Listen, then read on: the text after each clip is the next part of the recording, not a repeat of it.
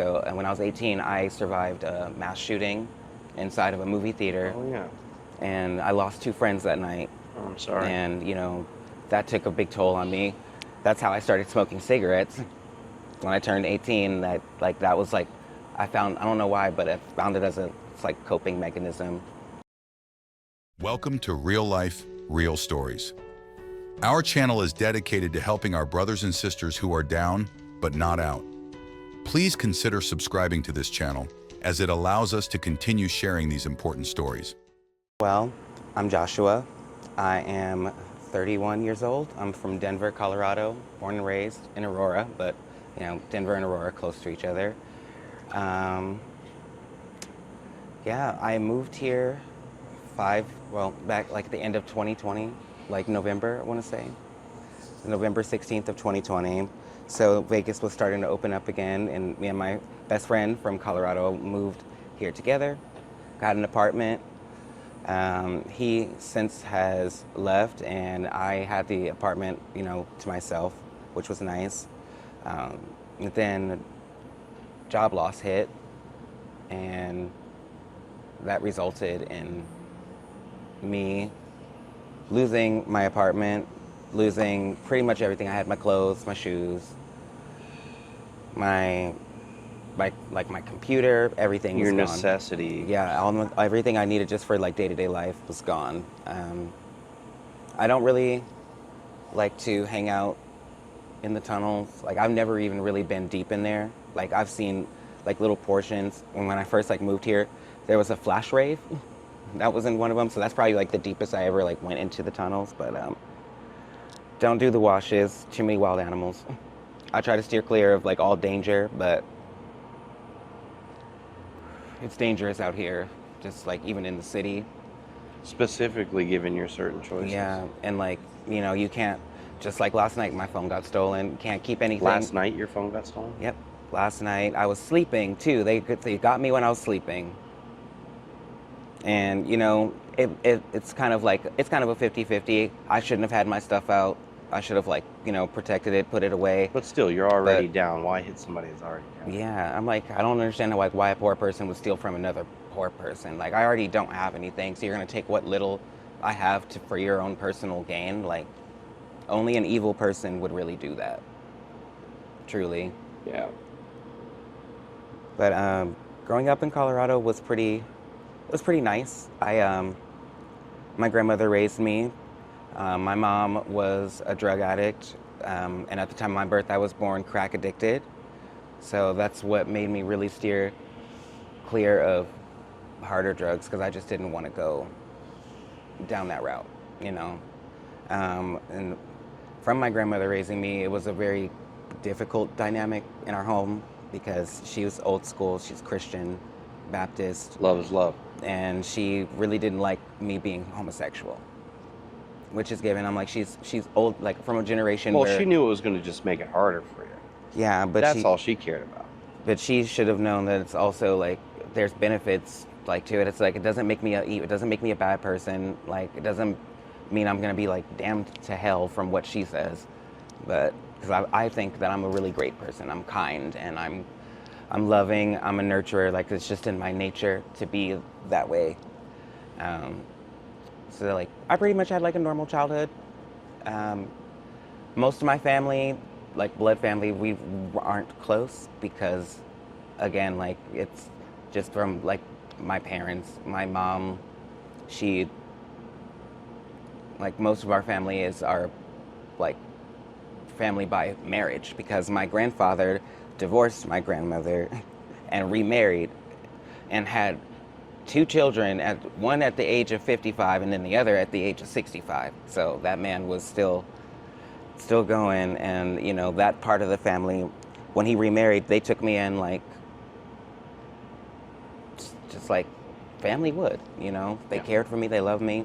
All my cool Christmas presents came from them, because I didn't get jack shit from my blood family. And also high school was great. Those are probably some of the best years of my life, some of the best years of my life so far. How old are you now? I'm 31. Wow.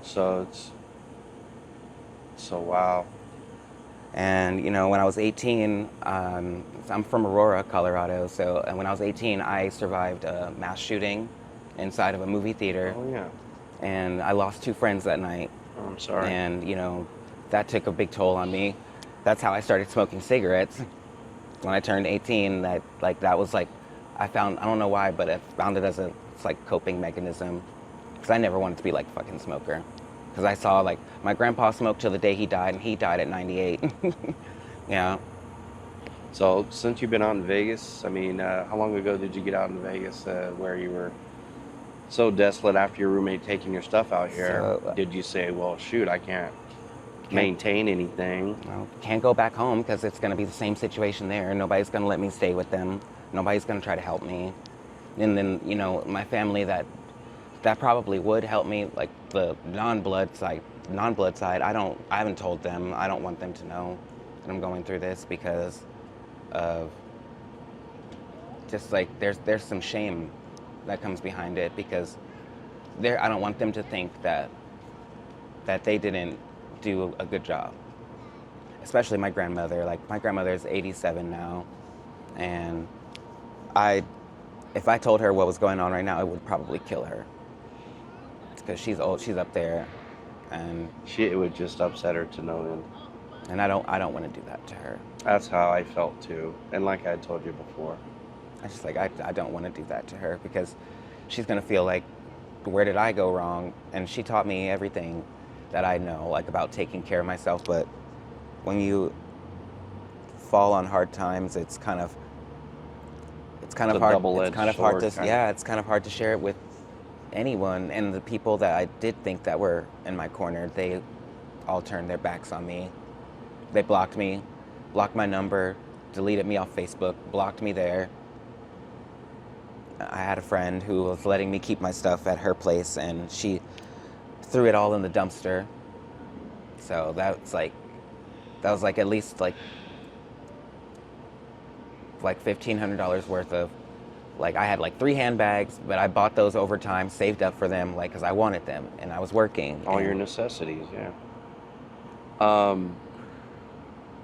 What do you guys, I mean, I know that even it being so long ago for my situation, but your situation, how do you guys eat now? Do they have like lunch wagons? Do they have like food programs that come out and feed you, or like? They do, but day-to-day? you have to wait for so long, and then by the time you have to get there so early in the morning, and the line's already long, starting at like 4 o'clock in the morning, and they start letting people in at like 7, and by the time you get seen, it's like they're already out of food. Like, they don't have anything left, so they'll give like they'll give you like backpacks with like toiletries and whatnot, and water, but it's like, I'm hungry, I want food. Yeah. And you know, I do get food stamps. Somehow they got cut off recently. I guess they sent me something so I could like do something about my address, but I don't have like an actual mailing address, so I didn't know. I thought I had food stamps and had nothing. So, you know, I've had to resort to stealing food to survive, and I hate stealing. I can't, like, that's one of my things that I have always been against, is like aside from lying to people, I hate stealing. Like, but I did it because I have to survive. And when I ask people for like money for food, they look at me like I've spoken a foreign language that they don't understand. Like, and like, it's like when they, like, it's just like crazy how they just write you off because of your situation. It's not fair, it's not kind, it's not loving at all. It's not even, It's not human. it's not cute at all. It's not human. It's not human. It's just like, how are you going to treat someone that, like, if you cut us both open, we're both going to bleed, but you treat someone like that, but you'll feed a stray dog or an animal. It's the same strategy with people, you know, but with animals, they have that instinct, that nature to go out and go get what they need. We do too, but we have other ways of doing it. Yeah. So. What about addictions? I mean, anything ever played a part in your situation and Not burning bridges and relationships and things that I've been in relationships where addiction has been present, um, and it's like it's a rampant through my family too. You know, addiction is everywhere. Like my mom, thank God she's been clean for 17 years now. I'm proud of her. Um, but it shows me that it's possible for someone to make a change, and if they really want to. But you know, addiction has definitely been something that has been around me that's made me want to not go into that world because you being the situation that you're in and being the orientation that you are with respect, I can't imagine how you sometimes are approached and back in April someone tried to kill me. they try to kidnap you, rape you. They like I don't know what he was going to do to me, or his I don't know what his girlfriend was gonna do, but it's just like I spent like long story short, he chased me for like 4 hours. I had to like hide in this lady's front yard. She's calling the police, but the cops aren't coming, and it was just a crazy experience. I had to hide behind bushes, like I was on the ground. I don't know, and this is in the Summerlin area, so there could have been scorpions on like in these rocks that I was hiding in. So it was really like flight or fight. Yeah, because if he would, I called the police, but then my phone died. So, and the police officer I told her, I was like, my phone's gonna die. I don't know what to do. And I'm like, this dude is after me. I hear his car coming down the street right now. She's like, well, if you want help, she's like, you have to stay where you are. I'm like, if I stay where I'm at, I'm gonna get hurt. So I had to run through the neighborhood. It's like 3 o'clock in the morning, mind you. I'm just getting off the bus coming from like the other side of town because I had a fucking job interview that afternoon, and I decided to stop by Sunset Park, you know, sit down, watch the planes come in, you know, just have like a good little evening. And I didn't get back over to that area where I was like sleeping at the time. How does that make you feel now, being still in the same situation where that could happen again? I mean, And you don't feel safe. I don't feel safe anywhere. Right. Like I still Constantly. and like that caused me some PTSD as well. Like Serious I trauma. already got PTSD from, you know, like what I survived when I was 18, and like that just caused it more. Because like when I hear cars that sound a certain way, I think it's him. Like and especially at night I get terrified. And this just happened. Back like a couple months ago. April 15th. Jeez. Okay, so I mean, And even then, so like when daylight came, I had an opportunity to book it and run out of this lady's yard because I know she was tired of me like hiding there because she had Ring cameras and shit, so she knew I was there. But the fact that that's scary. I'm out there screaming for Did help. the cops ever show up? You're kidding. No, they never came. And I'm out there screaming for help, and nobody is calling the police. They're shutting their lights off. They're locking their doors. Have you seen the videos where people are like literally laying on the side of the road and people just step over them? Step over them and just keep going.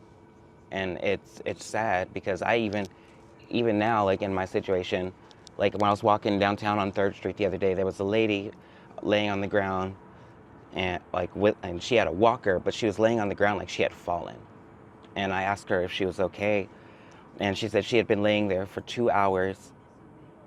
Asking multiple people for help. For no one to fucking help her. And I'm just like, I helped her up and I put her back in her walker so she could scoot, you know, get to where she was going. But I also called the paramedics too because she looked like she was hurt. So I waited there. So sad. I waited there, you know, with her. I gave her what water I had left, you know. Thankfully I had like an extra bottle of water. So one thing I found about the people that are in this predicament, being homeless, you find yourself giving so much away of what barely you only have to take care of other people because they're in your same situation. And I hate to see another person be down because hungry or thirsty or because I know what it feels like. Like nobody wants to feel that way. Me too. And you know, when I do have a little bit of like money, like the people like Bonnie, like I've gotten close to her. I'll share with her. I gave her a roll of toilet paper the other night. She was really happy about that. Like the little small come ups in life will put a smile on your face. It's crazy. Yeah, well, no, listen, I definitely appreciate you sharing with us. Thank you for allowing me to share. Yeah, and I know that that somewhere out there there'll be a window of opportunity for you, and I hope that you grab Absolutely. it with both hands and you get back on your feet. I will. I appreciate you sharing. Thank you for allowing me to You share. got it. Thank you for watching the entire video. Please subscribe to this channel and join our community. Your support goes a long way and helps more than you know. And don't forget to like, comment, and turn on notifications so you don't miss future stories.